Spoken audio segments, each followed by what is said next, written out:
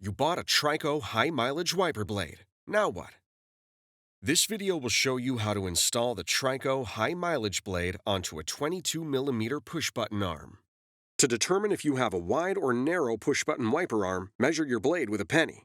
A penny will fit snugly into the end of the wide 22mm wiper arm. It will not fit into the end of the narrow 19mm arm.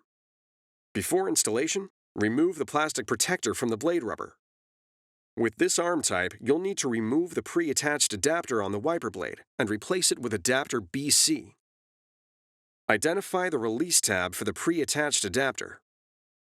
Press the tab down with your thumb while pushing the pre-attached adapter back toward the release tab. The adapter will disengage from the blade. Discard it.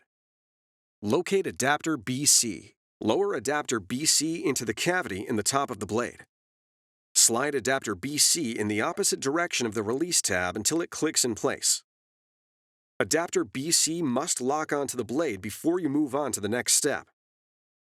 While keeping the adapter parallel to the arm, hold your thumb on the front of the adapter and pull the blade into the underside of the arm.